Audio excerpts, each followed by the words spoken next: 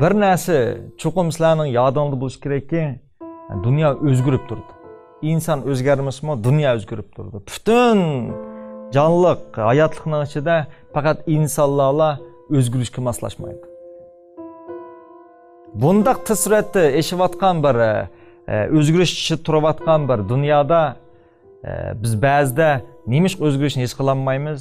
Chunki o'zgarish intayin osti bo'ladi. Hem biz o'zgarish ishi tug'anligimiz uchun o'zgarishning bo'layotganligini his qilolmaymiz va o'zgarmaydi deb o'ylaymiz. Hatto tog'lar ham o'zgaradi. Tog'larmi kunda shamol yoki yomg'irning ta'sirida o'zgardi. Biroq bu o'zgarish intayin kichik bo'ldi. Sizning o'yingizdan oldiki daraxtmi o'zgarib turdi. Ammo bu daraxtning o'zgarishini kichik bo'lganligi uchun siz buni his qilolmaysiz. Olimlar bunday bir tajriba qilgan. Bir ko'lda o'zib ketib qolgan paqini shu ko'lning suvi bilan elib, shu ko'lning suyini ishlatgan va bu paqini bir qozonga solgan. Bu paqa aslidagi ko'lning suyida yashaganlik uchun ham bu suv qozonda bo'lganlik uchun paqa hech qanday o'zgarish his qilmagan.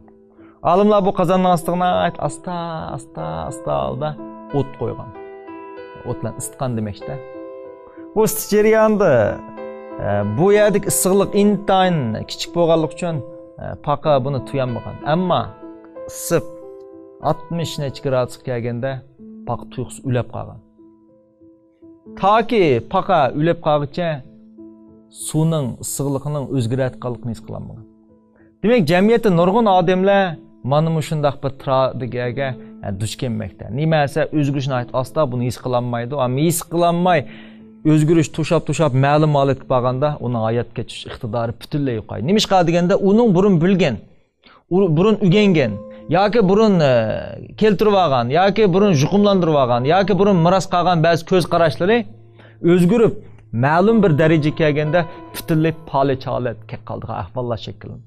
Ammo buni nurg'un vaqt odamlar hargizmi yana ichki dunyosidan ko'rmaydi. Yani nimadan ko'rdi desa, tashqi reallikdan ko'rdi. Chunki har qanday odam o'zining xatolar qilishdan qo'rqadi.